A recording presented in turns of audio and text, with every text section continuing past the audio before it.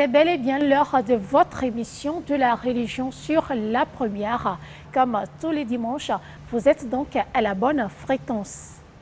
L'homme propose, Dieu dispose. Cette phrase, nous la formulons tellement de fois. Dans les contextes où chaque jour nous vaquons à nos occupations, avec l'espoir, le soir venu, qu'en allant au lit, on se réveillera le lendemain. Si Dieu le permet, bien sûr, mais s'il n'a pas voulu, c'est fini, on aura quitté ce monde.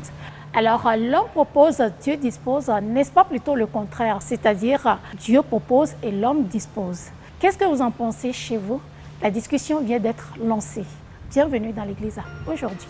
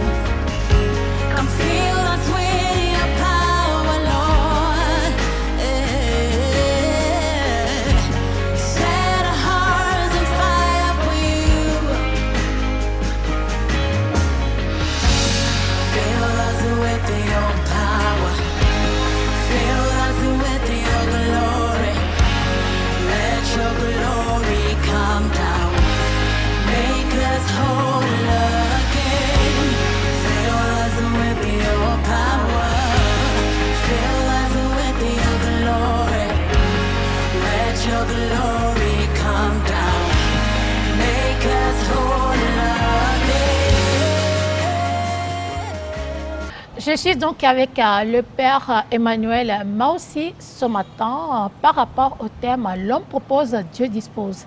Mon Père, d'abord, bonjour. Bonjour, Mtia.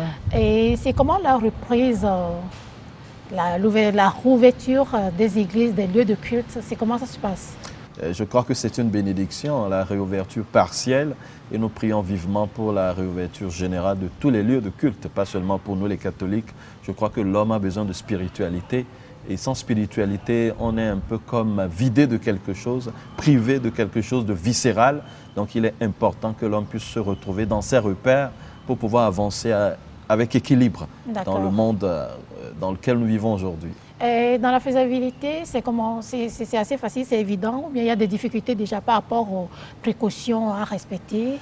Bon, vous savez, dans toutes les structures, il y a toujours un peu de difficulté à faire respecter les consignes. Oui. L'être humain est difficile à gérer. Et donc, quand même dans l'Église, il y a une certaine discipline déjà, donc c'est un acquis. Et donc, nous avançons progressivement. Il y a quelques dissidents, il y a quelques difficultés, mais je crois que c'est une habitude qui va s'installer, puisqu'il va falloir faire avec la maladie. Oui. Les habitudes vont s'installer et puis les choses iront très bien. Nous y croyons fermement. D'accord. Alors, venons-en au fait maintenant. L'homme propose, Dieu dispose, mais dans les faits, on remarque plutôt que c'est Dieu qui propose et l'homme dispose, pour ne pas dire subit. Êtes-vous d'accord avec moi? Sinon, c'est quoi votre position par rapport à cela? C'est une analyse assez pertinente qui rejoint une question centrale de la foi chrétienne. Et je vais y arriver. Mais je prends d'abord cette affirmation ou bien cette locution proverbiale qui date du XVe siècle. et qui en fait rend compte de l'incapacité de l'homme à s'assurer des résultats de ses actes. Il n'est pas sûr à cause des causes imprévues. Voilà, donc les limites de l'être humain. Donc il faut retourner pour comprendre ce qu'on veut dire à travers cette locution proverbiale. Cependant, elle est basée sur la Bible, avec certains personnages qui ont montré que Dieu, il agit. Voilà, sa main intervient. Oui, dans quel sens? Dans le cours de l'histoire. Oui, mais dans quel sens? C'est-à-dire dans le sens de l'homme propose, Dieu dispose, ou bien Dieu propose et l'homme dispose? Cela dépend d'abord de la compréhension qu'on a de cette locution. Justement, voilà. Quelle est votre compréhension par rapport à chacune de ces locutions? En tant qu'homme de Dieu, d'abord, lorsqu'on parle de l'homme propose, Dieu dispose, on fait recours à la providence de Dieu. Au gré de la providence, nous croyons que c'est Dieu qui guide nos pas. L'homme s'abandonne tout simplement, c'est la providence qui nous guide, tout simplement. Donc je rejoins le fait que ce soit peut-être l'homme qui propose et Dieu dispose, en rentrant dans ce que l'auteur de cette locution voudrait dire. Cependant, on peut continuer la réflexion parce que toute locution, toute affirmation peut être inversée. Oui. On peut y trouver des limites en voyant le quotidien, ce que nous vivons.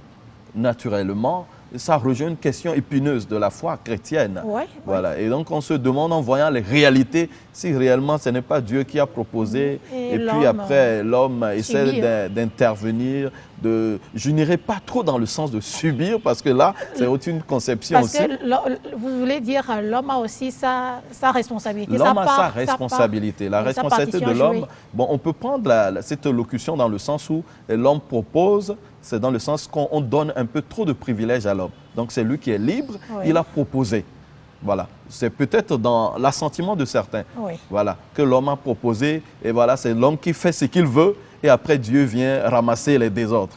Il vient remettre de l'ordre dans le chaos que l'homme essaie d'insérer dans ce que Dieu a établi, dans le chaos primitif. Voilà. Donc dans un certain sens, lorsqu'on se dit l'homme propose, c'est un peu comme si on donnait des prérogatives à l'homme qui le permettraient d'agir souverainement. Oui, puisqu'avec Dieu, c'est toujours le choix. Voilà, avec Dieu, souverainement. Donc, dans le sens où on dit que l'homme propose, voilà, cela dit un peu cela. Parce que ça revient à une question du libre arbitre. L'homme est libre. Nous sommes créés libres. Voilà pourquoi un peu on rejoint cela. Voilà, donc l'homme est créé libre, il vit sa vie.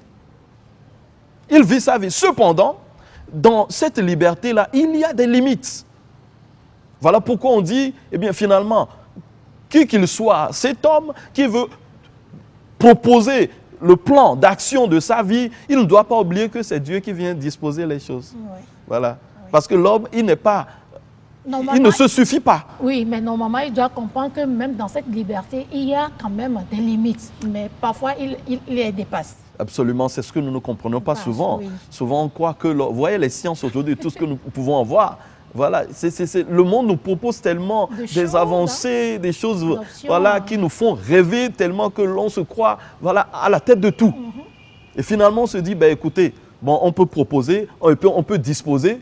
Voilà un peu le drame. L'homme pense qu'il peut proposer, il peut disposer. Donc, au fait, cette expression vient aider l'être humain à s'abandonner à la providence en disant, bon, quel que soit ce que tu peux proposer, il faut savoir que Dieu peut venir disposer les choses dans le bon sens.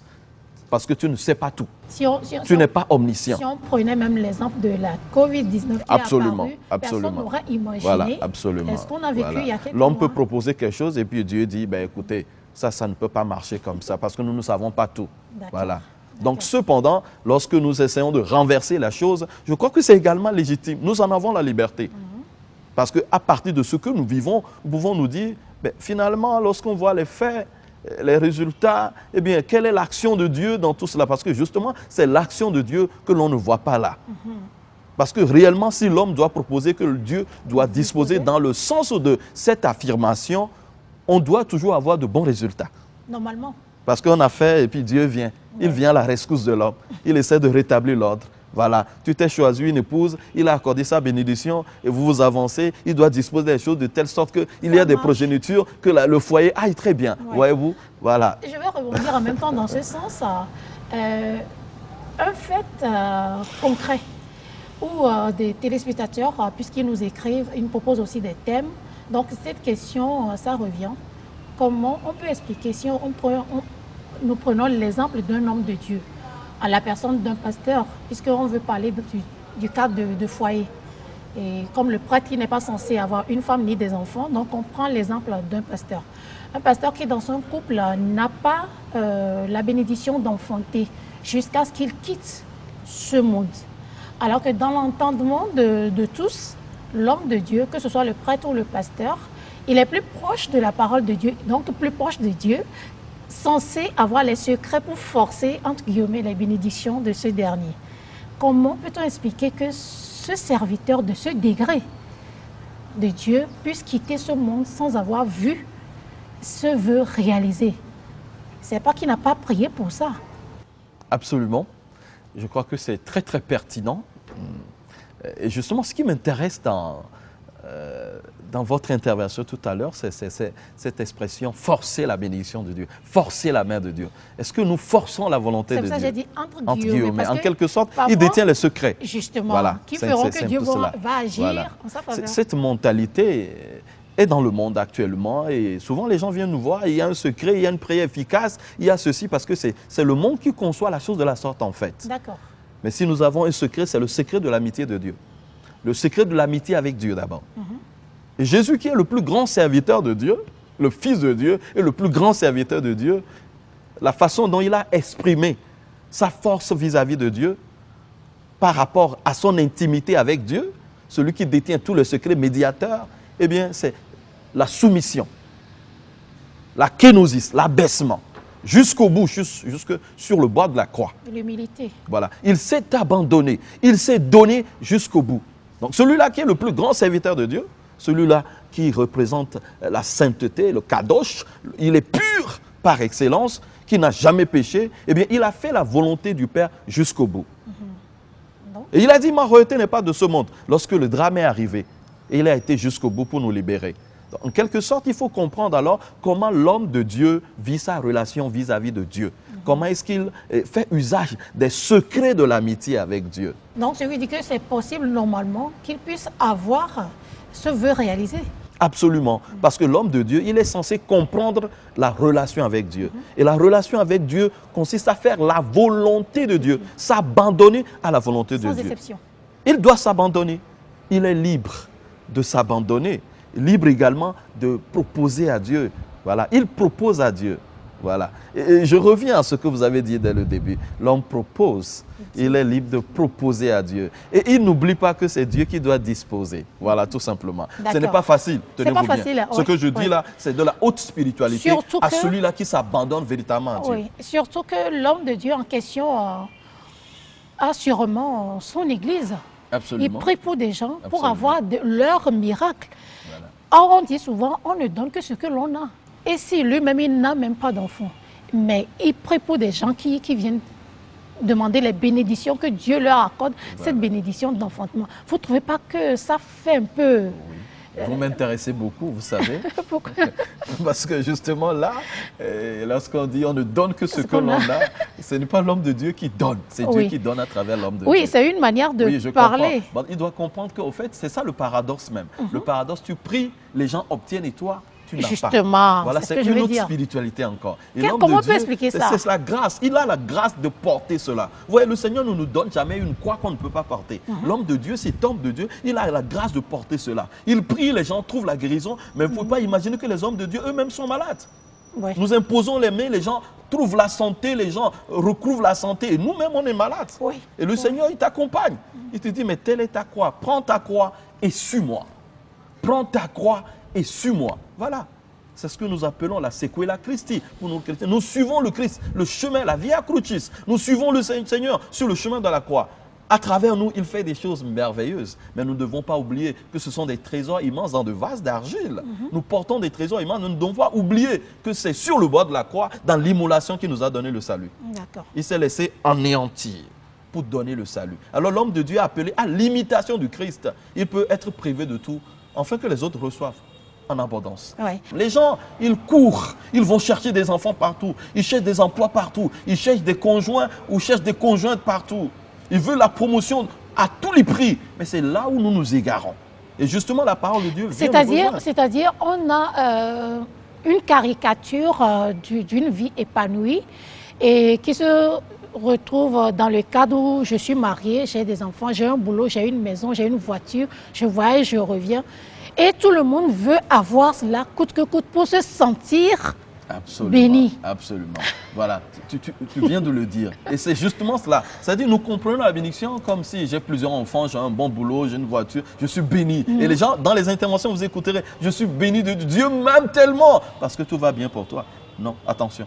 Or, on peut avoir tout ici et ne pas voir le paradis, voilà. Tout comme quelqu'un qui a été privé de tout ici peut voir le paradis. Ça rejoint la question de réussir sa vie et réussir dans la vie. Parce qu'il ne faut pas mettre de la confusion entre les deux. Réussir sa vie et réussir dans la vie. On peut avoir l'impression d'avoir réussi dans la vie et tout, mais au fond, il y a une misère qui réside au fond de nous-mêmes. Ouais. Et c'est très important de ne pas oublier cela. Et Saint Paul nous fait comprendre cela. Dans ce monde, eh bien, tout ce que nous voyons finira par disparaître. C'est pourquoi il dit, eh bien, il faut vivre, si tu es une femme, comme si tu n'en avais pas. Si tu as des bénéfices dans ce monde, comme s'il n'y en avait pas. Parce qu'à tout moment, il peut te l'arracher. Il peut tout te prendre. Parce que tout est de l'ordre de la contingence. Tout passe. Seule la parole de Dieu ne passera pas. Tous, une femme, ça passera. La voiture, ça se casse. Les enfants, ils partiront. Ton mari, il va partir un jour te laisser. S'il ne t'abandonne pas, c'est la nature qui va te l'arracher. Au fait, nous n'avons rien, sinon ce que Dieu nous a donné. C'est pourquoi il faut en vivre en termes de grâce. Quand tu reçois quelque chose, vis cela en termes de grâce et bénis Dieu, parce que c'est Dieu qui a donné. Dieu t'a donné des enfants, bénis Dieu. Et ces enfants sont d'abord à Dieu. Ces enfants ne sont pas à toi. C'est pourquoi Job a dit, il a donné, il a repris. Oui. Ça lui appartient. Et il en fait ce qu'il veut. Lorsque Dieu a demandé à Abraham d'offrir son enfant, son fils unique, l'enfant de la promesse, il n'a pas hésité. Parce que ça vient de Dieu. Tout ce que nous avons, le chrétien doit comprendre d'abord que tout ce que nous avons appartient à Dieu. Et l'homme de Dieu, il n'est pas exonéré de cela. Il n'est pas libre de cela parce qu'il est homme de Dieu. C'est lui plutôt qui doit donner le ton. C'est l'homme de Dieu qui, le premier, doit porter sa croix et donner l'exemple, le ton aux autres chrétiens. Ce n'est pas parce qu'il est homme de Dieu que lui doit faire des enfants, voilà. Avoir tout à la vie. Non, ce n'est pas une vie de foi. La vie de foi, c'est l'épreuve. On dit chez nous, l'amitié, lorsque l'amitié n'est pas éprouvée, ce n'est pas encore de l'amitié. Et le Christ, il fait de même avec nous. D'accord. Il nous fait comprendre que c'est sur la croix qu'il nous a mérité le salut. Alors, et toi? C'est vrai qu'aujourd'hui, nous vivons dans une forme de théologie de prospérité. Tout le monde croit que les choses doivent bien aller. Je crois qu'après 10 ans, 20 ans d'expérience, beaucoup se rendent compte qu'en fin de compte, on a bien dansé à l'église, on a bien chanté, mais les situations sont comme telles. Le pasteur, l'homme de Dieu, il a prié, mais nous sommes toujours dans la même situation. Quand on sort de l'illusion, on sort de l'euphorie des danses et des chansons, on se rend compte que nos situations n'ont pas aussi changé que cela. D'accord. Voilà. L'homme propose, Dieu dispose. Nous prenons l'exemple d'un homme de Dieu en la personne d'un pasteur qui, dans cette vie, peut-être n'a pas tout jusqu'à ce qu'il quitte ce monde. Comment expliquer cela? Nous allons maintenant prendre l'avis également des concernés, c'est-à-dire un pasteur, pour intervenir sur le sujet.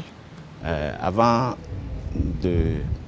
d'aborder la question proprement dite, j'aimerais faire une petite mise au point. Dieu a donné des facultés à l'homme, les 5 sens pour comprendre les choses. Et souvent, bien généralement, nous tentons de comprendre le monde par la logique. Alors que la logique ne permet pas de comprendre tout. Et par exemple, comment peut-on comprendre la mort ou bien l'amour par la logique? Alors ainsi, il y a certains événements qui se passent, il est difficile à l'homme de le comprendre par la logique. La Bible a dit dans Ésaïe 55, versets 8 à 9, en disant que autant les cieux sont élevés au-dessus de la terre, autant mes pensées sont élevées au-dessus de vos pensées et mes voix au-dessus de vos voix. Alors je dirais d'un seul coup que le christianisme, c'est un paradoxe. Et au cours du développement, je vais tenter de l'expliquer. Alors, par rapport à la question proprement dite, l'homme propose, Dieu dispose, ou bien Dieu dispose, l'homme propose, je me tiens du côté de l'homme propose, Dieu dispose. L'homme propose, Dieu dispose, c'est que l'homme a des projets dans son cœur. Si l'Éternel ne l'agrée pas, ou bien ne l'accepte pas, il peut beau vouloir s'évertuer pour réaliser ce projet, mais ça ne réussira pas. des exemples. Par exemple, je projette un voyage sur une ville, sur l'intérieur, et que le matin, je me suis réveillé avec d'autres problèmes. Donc, ce qui veut dire que Dieu m'empêche de faire ce voyage. De l'autre côté, il y a certains qui ont l'ambition de devenir un docteur, peut-être un géologue, un littéraire. Ils ont cette ambition en eux. Alors qu'au cours de l'événement, Dieu, qui dispose bien les choses, a transformé la voie de cette personne-là qui devient peut-être un pasteur. Lui, l'homme a proposé de devenir un médecin, un géologue, un informaticien. Mais Dieu, sachant que ce qui est bon, c'est ça qu'il nous donne.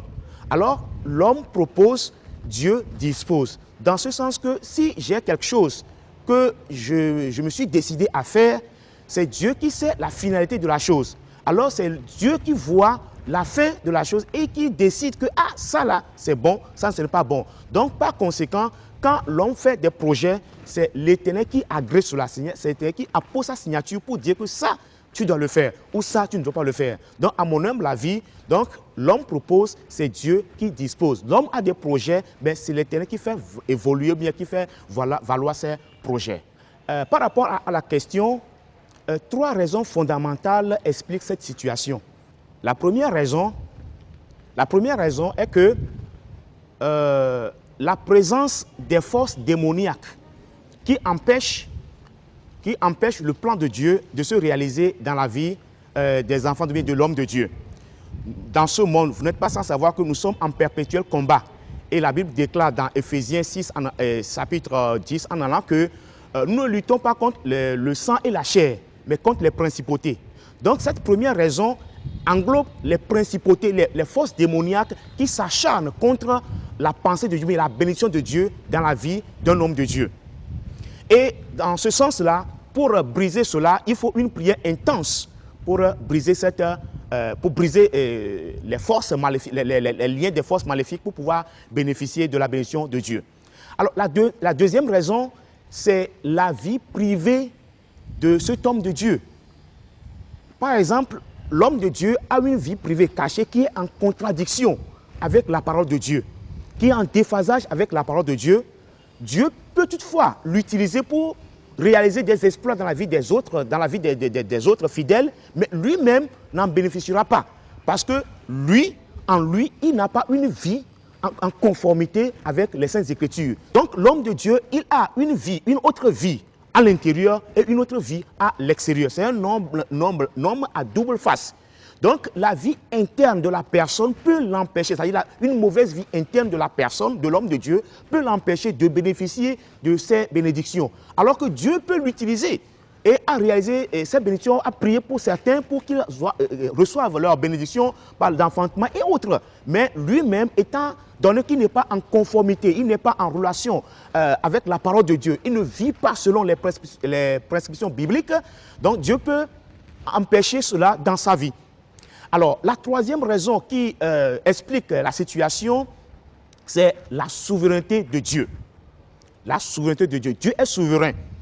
Il peut décider de bénir celui-ci avec des enfants, des voitures, des maisons, etc. Et il peut décider de ne pas bénir celui-là aussi avec ses biens matériels, l'enfant, la maison et autres. Il est souverain. Si nous voyons dans la Bible le cas de Paul, le cas de l'apôtre Paul, Paul a été un instrument efficace dans la main de Dieu. Un instrument très très efficace dans la main de Dieu. Dieu l'a utilisé pour réaliser des miracles un peu partout, guérir des gens. Alors que Paul lui-même souffrait d'un mal. Lui-même souffrait d'un mal. Il a dit qu'il m'a été mis dans ma chair une écharde pour m'empêcher de m'enorgueillir. Et il a dit qu'il a prié 3 fois. Et le Seigneur a répondu, ma grâce te suffit. C'est dans la faiblesse que la puissance de Dieu se manifeste. Voyez-vous un paradoxe? Quelqu'un que Dieu a utilisé pour guérir les malades, pour faire des miracles de gauche à droite, lui-même a un mal dont il traîne pendant longtemps. Et il a supplié le Seigneur 3 fois de suite. Mais le Seigneur lui a dit, ma grâce te suffit. Donc c'est dans la faiblesse que se réalise ma puissance. Donc la troisième raison, c'est que la volonté souveraine de Dieu se manifeste aussi dans la vie de certains hommes de Dieu, étant donné qu'ils prient pour d'autres personnes, ils ont des enfants, des maisons, ainsi de suite. Mais la souveraineté de Dieu ne lui permet pas d'avoir ses biens. Alors, mon père, généralisons maintenant ce fait à tout cuidam.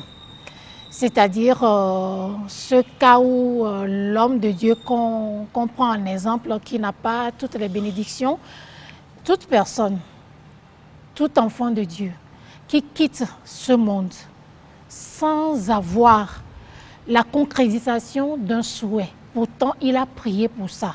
Peut-être même que Dieu le lui a accordé, mais il n'a pas vu la concrétisation.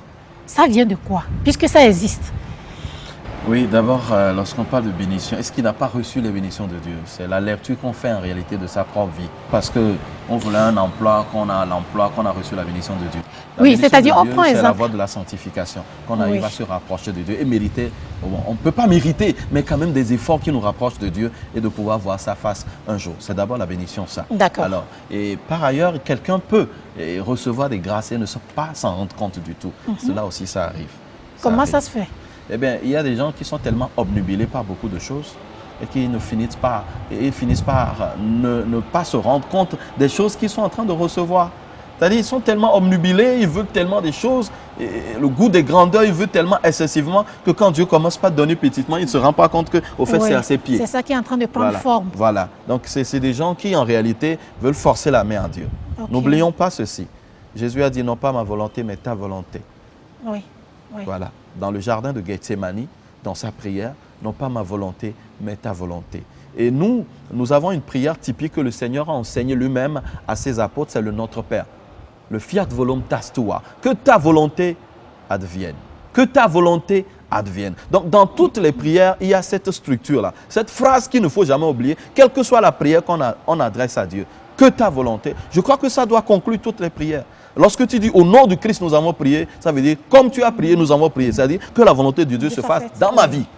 Donc d'abord dans tout ce que nous demandons à Dieu, parce que nous ne savons pas. Oui. Mais si Dieu pense que nous avons vraiment besoin d'un enfant, il va nous en donner.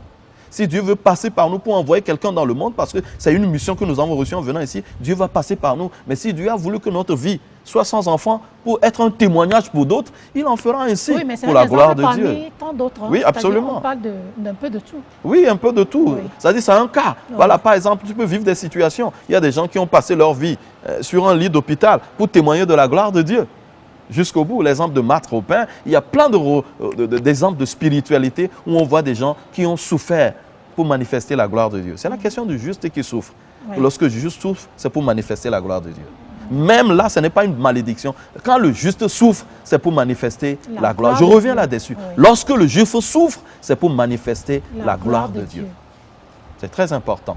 Tout chrétien doit le savoir. Quand tu souffres, c'est pour manifester la gloire de Dieu. Cependant, il n'est pas dit de ne pas prier, de ne pas crier sa misère à Dieu. Dans les psaumes, on voit cela. Psaume 13 et ailleurs, on crie sa misère à Dieu. On doit crier parce que nous sommes dans un monde qui veut aussi faire souffrir. Je ne suis pas en train d'inviter les gens à baisser les bras. Et donc, comme tel, nous ne devons pas baisser les bras et dire « Ah, c'est une épreuve » parce que des fois, ce n'est pas Dieu. Dans le livre de Job, on voit Satan qui vient demander la permission à Dieu pour éprouver Job.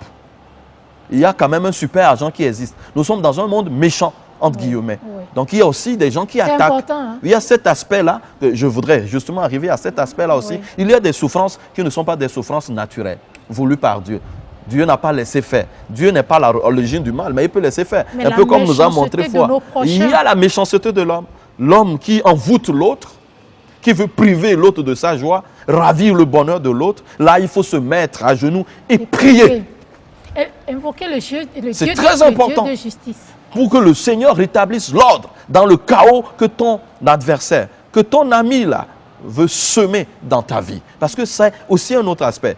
Nous sommes en train de parler de la souffrance du juste.